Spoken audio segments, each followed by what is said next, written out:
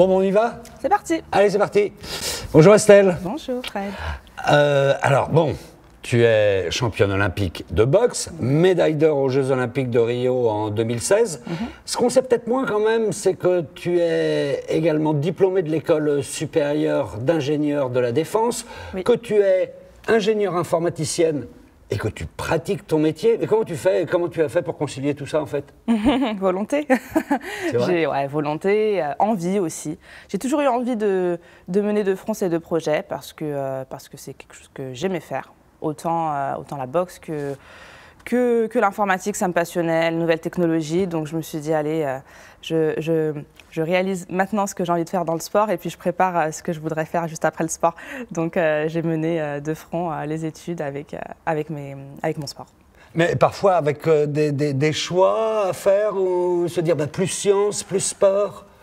Oui, il y a toujours des choix par moment. C'est vrai que j'ai toujours fait les deux à fond, mais c'est sûr que quand on est sur des grosses compétitions, j'ai tendance à favoriser un peu plus le sport. Et quand je suis sur des gros examens, j'ai tendance à favoriser un peu plus l'école. Ça a toujours été un peu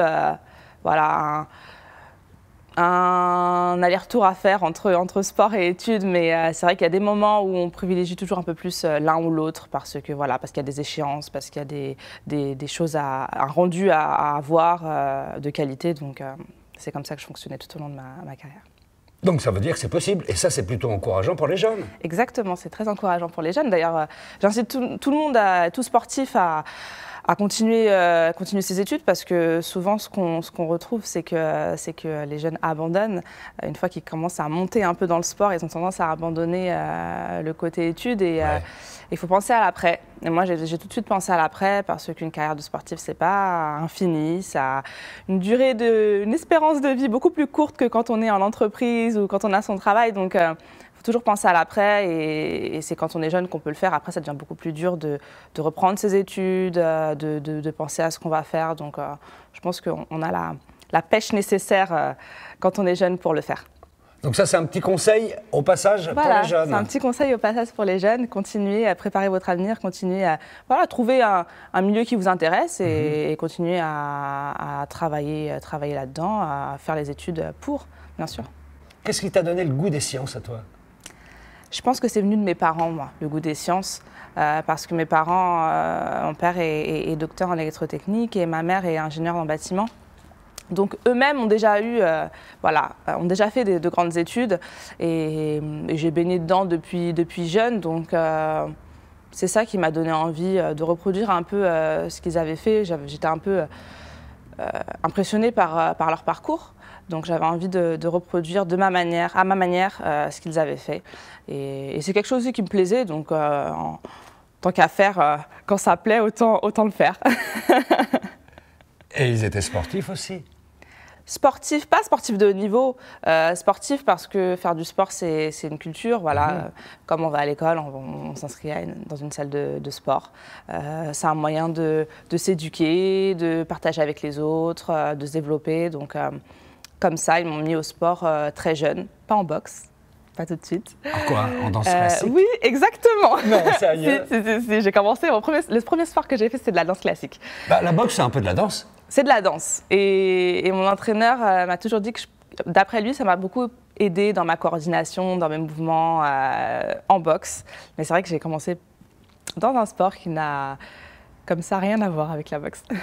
D'accord. Alors, bon, le goût des sciences, ça vient un peu de papa et maman, mais le goût du sport de très haut niveau, ça vient d'où? Le goût du sport de haut niveau, ça vient de moi.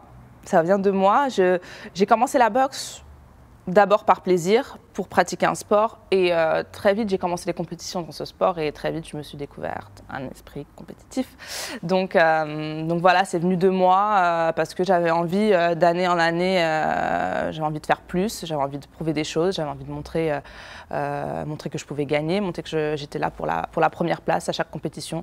Donc ouais, c'est moi. Le sport de haut niveau, c'est vraiment moi. Pourquoi la boxe? La boxe par envie de faire un sport de combat, déjà. Et par curiosité, finalement. La boxe juste par curiosité. Comme quoi, la curiosité, ça mène à des choses intéressantes. Exactement, la curiosité mène à des choses intéressantes. Je pense que quand on a envie de tester quelque chose, il faut franchir le pas. Alors, qu'est-ce qui t'a donné envie, finalement, d'être marraine de la Fête de la Science cette année? Alors, marraine de la fête de la science parce que ces derniers temps, on a mis en avant énormément mon parcours sportif, mais à côté de ça, j'ai un parcours scientifique, clairement, et j'avais envie de replonger dedans et puis de montrer aussi aux jeunes qu'on pouvait le faire, que la science était ouverte à tout le monde, que c'était intéressant, qu'il y avait énormément de choses à faire là-dedans et qu'on la retrouvait aussi partout. Moi, j'ai côtoyé la science lors de mes études, mais j'ai aussi côtoyé la science dans mon sport, puisque le sport, c'est aussi de la science et à très haut niveau. C'est-à-dire il faut connaître son corps. Il faut connaître son corps, exactement. Il faut connaître son corps. C'est des calculs aussi pour optimiser les entraînements, surtout à très haut niveau, ça devient très scientifique. Il y a des médecins qui nous suivent. C'est de cette manière que j'ai eu envie d'être marraine de la science, pour montrer à tous que c'est accessible et que c'est partout. Ça tombe bien parce qu'en plus de ça, cette année, il y a un petit livre qui sort, qui est publié et qui nous montre que finalement la science dissimule, se cache un petit peu partout dans notre quotidien. Exactement, il y a un livre qui sort lors de ce festival et on y découvre tous les milieux dans lesquels on peut rencontrer la science. Je pense qu'il faut s'y intéresser, il faut regarder ce livre parce qu'on a des choses à apprendre. Alors tu mènes un autre combat aussi, c'est un peu celui pour les femmes dans le sport, puisque tu as fondé l'Observatoire européen du sport féminin. Exactement. Pour quelle raison? J'ai fondé cet observatoire parce qu'après les Jeux, j'ai eu des retombées énormes de toutes parts, de la part des jeunes, des moins jeunes et beaucoup de la part des femmes. Et c'est vrai que je me suis posé la question, ok, j'ai eu tout ça, maintenant il faut que ça serve à quelque chose. Donc qu'est-ce que je peux faire pour améliorer la condition des femmes dans le sport?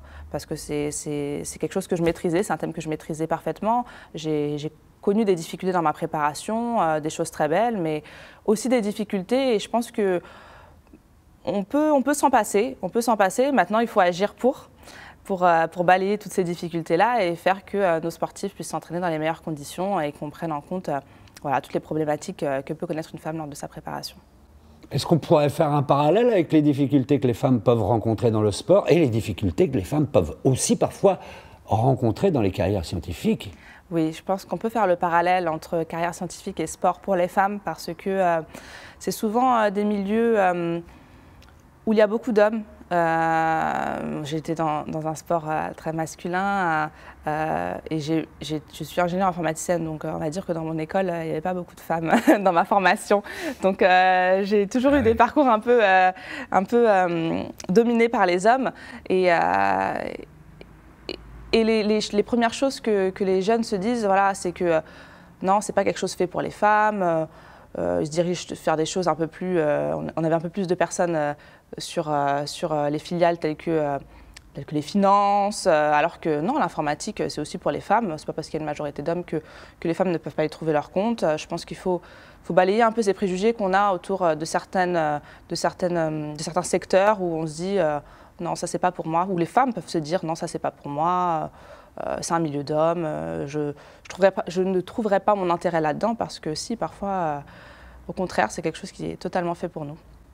Donc, la science accessible à tous, aux hommes, aux femmes, pour tous les milieux sociaux. Exactement, la science accessible pour tous, qu'on soit homme, qu'on soit femme, pour les plus jeunes comme pour les moins jeunes. Je pense qu'à tout âge, on peut s'y intéresser, tout le monde a quelque chose à découvrir là-dedans.